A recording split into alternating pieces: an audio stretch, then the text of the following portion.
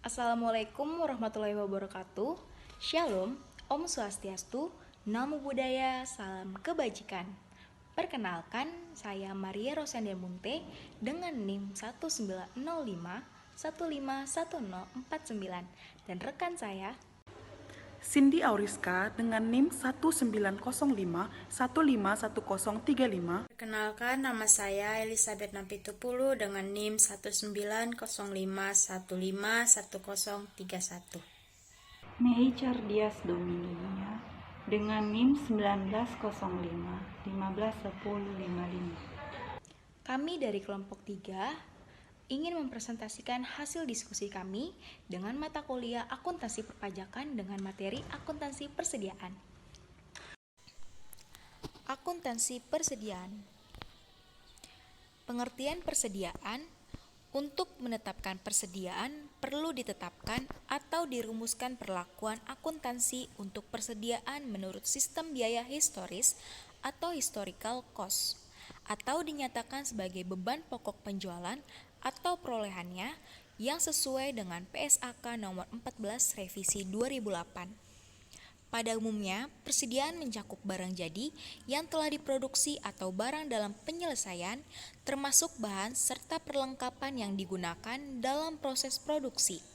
Dengan demikian, pengertian persediaan menurut PSAK nomor 14 revisi 2008 digunakan untuk menyatakan aset yang pertama, tersedia untuk dijual dalam kegiatan usaha normal.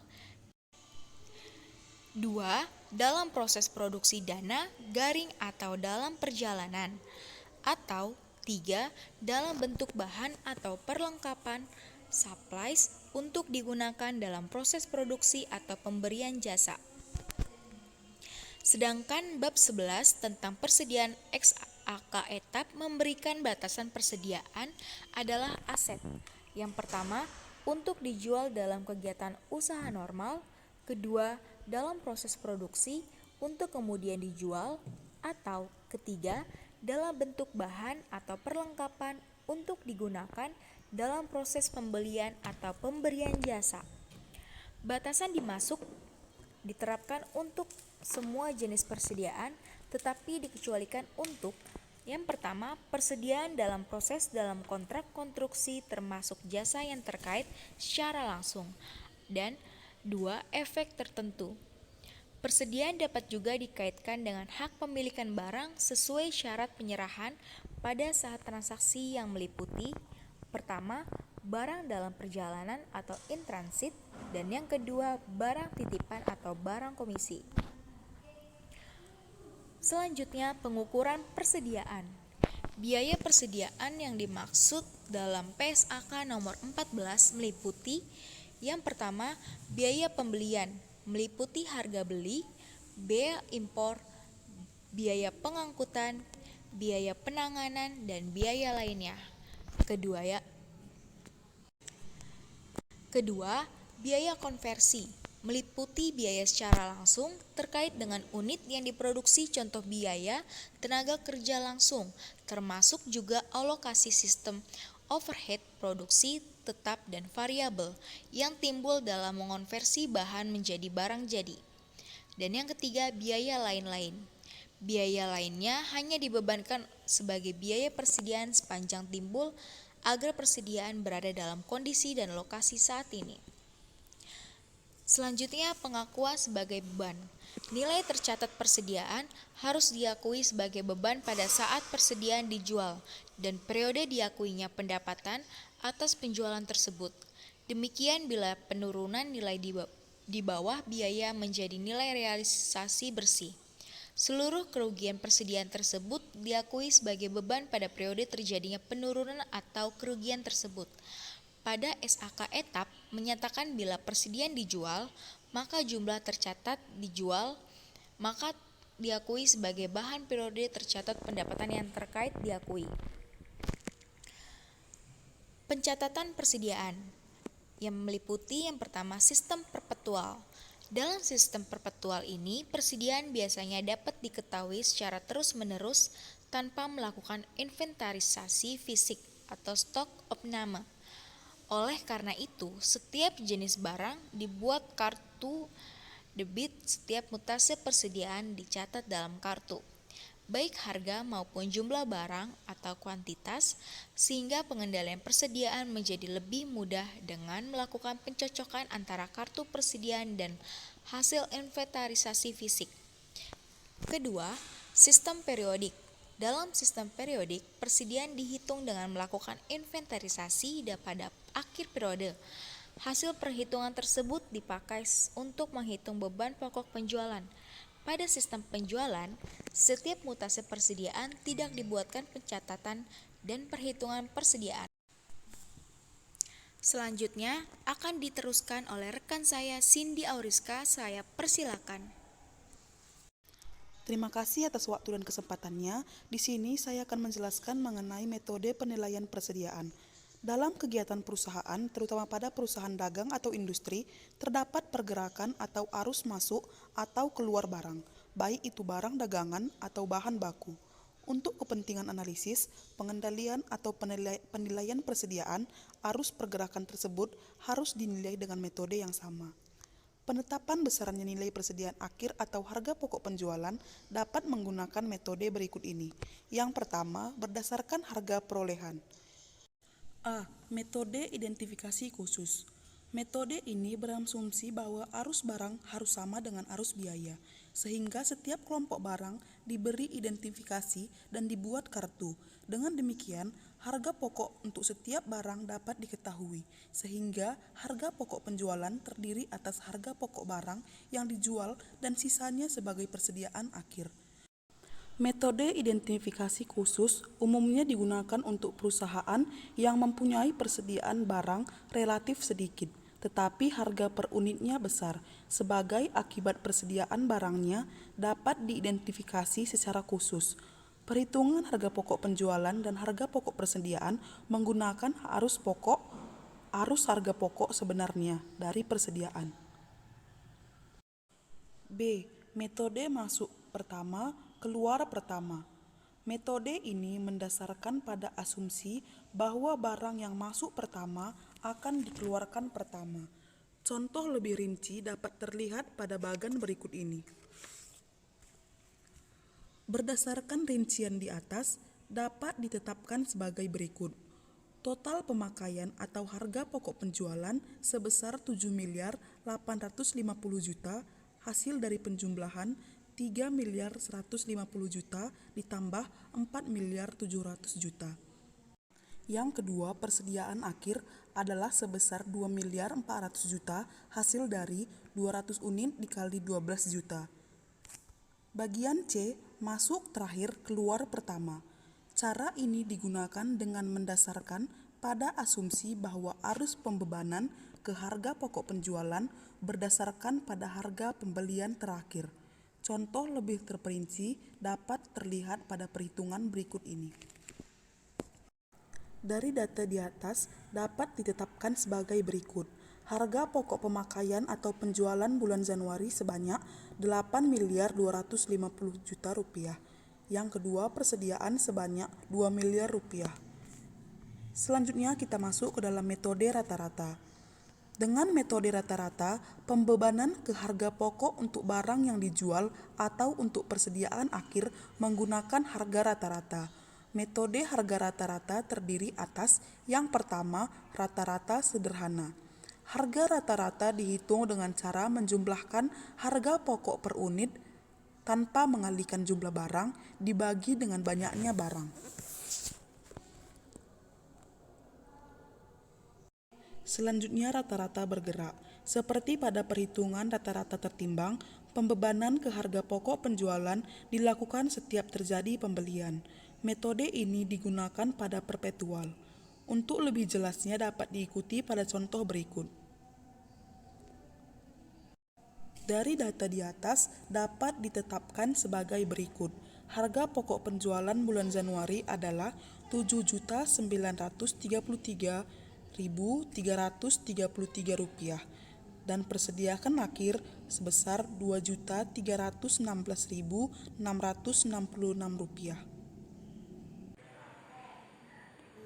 Selanjutnya akan Baik, saya dilanjutkan akan oleh rekan membacakan saya, Mei satu Kordias. berdasarkan estimasi A metode laba kotor. Pada metode ini nilai persediaan akhir dihitung mundur dan biasanya digunakan dalam keadaan khusus.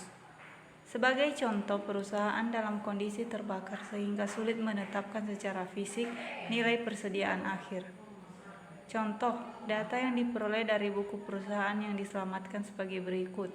Total penjualan 20 juta rupiah, pembelian 10 juta rupiah, persediaan awal 16 juta rupiah, laba kotor perusahaan 40% dari harga jual. Besarnya nilai persediaan akhir dihitung sebagai berikut.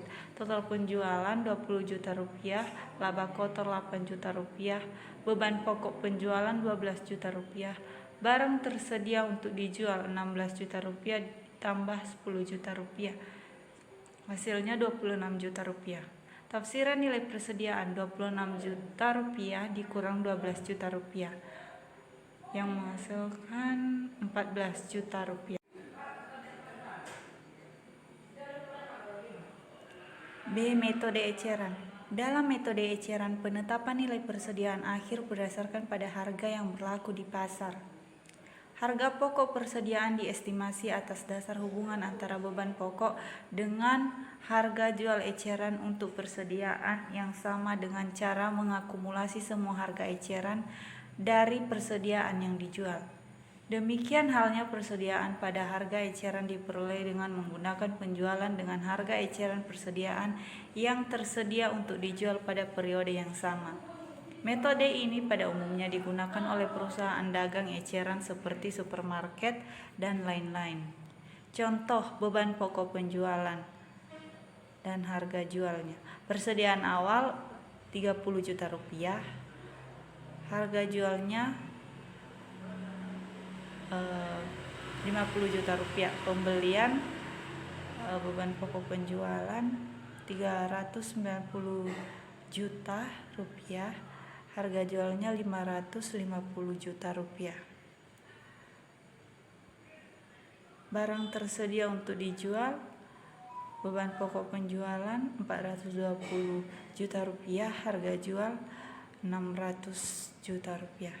Presentasi beban pokok penjualan terhadap harga jual 420 juta rupiah per 600 juta rupiah dikali 100% sama dengan 70%.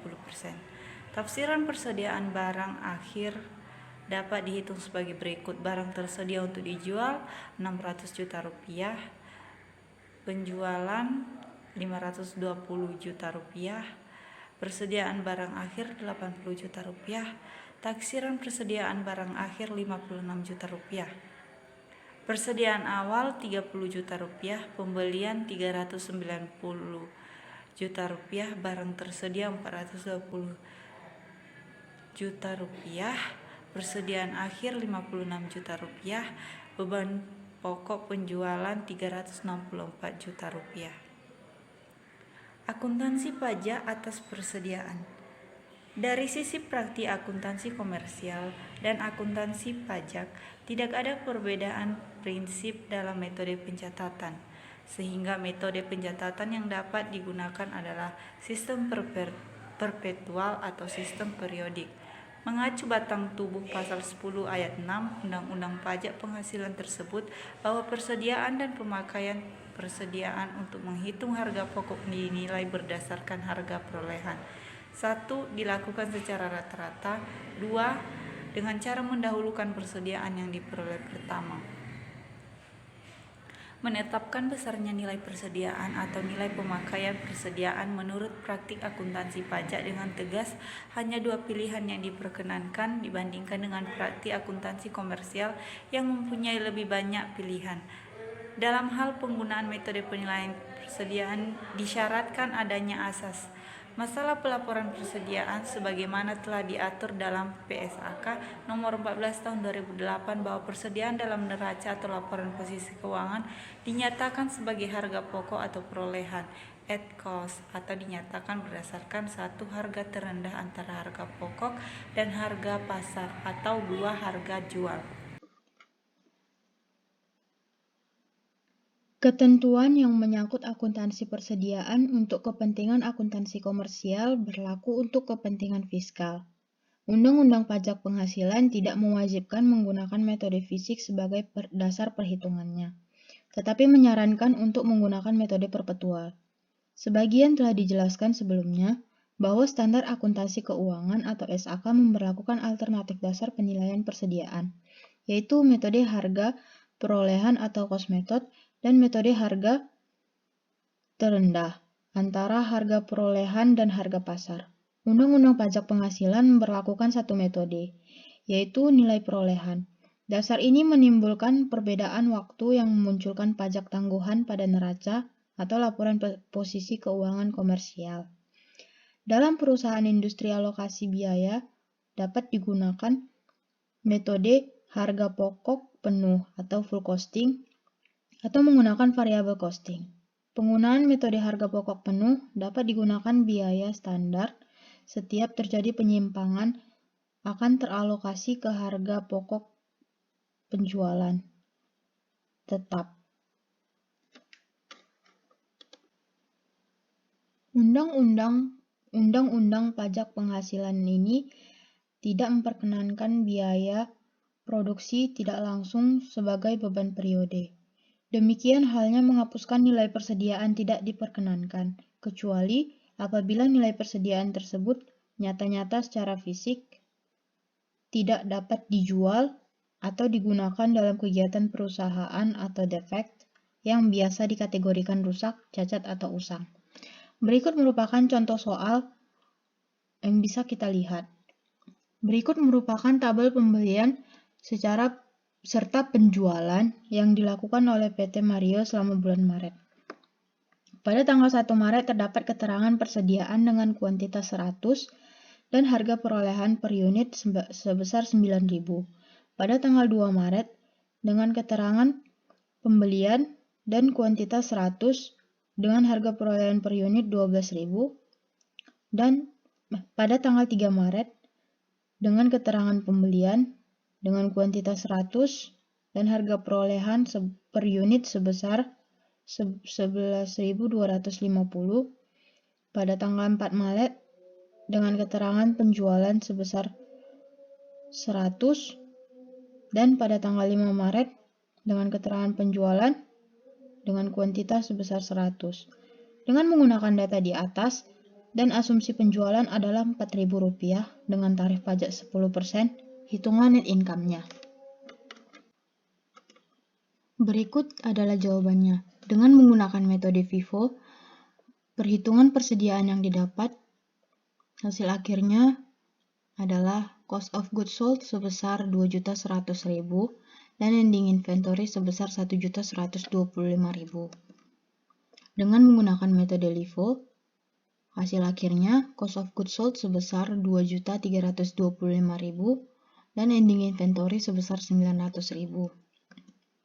Dan yang terakhir menggunakan metode average atau rata-rata tertimbang dengan cost of goods sold sebesar 2.150.000 dan ending inventory sebesar 1.075.000. Berikut merupakan perbandingannya secara keseluruhan. Dapat kita lihat di hasil akhirnya net income pada metode FIFO terdapat sebesar 1.710.000, pada metode average sebesar 1.665.000 dan metode LIFO sebesar 1.507.000. Dapat kita lihat perbedaan pendapatan yang akan didapat jika menggunakan metode-metode di atas masing-masing. Namun dengan metode LIFO yang menghasilkan nilai pendapatan yang lebih rendah juga membuat stok barang dalam gudang perusahaan mengalami penumpukan jika banyak yang tidak laku di pasar. Hal inilah yang membuat metode LIFO sebaiknya tidak dipakai sesuai dengan aturan PSAK yang berlaku.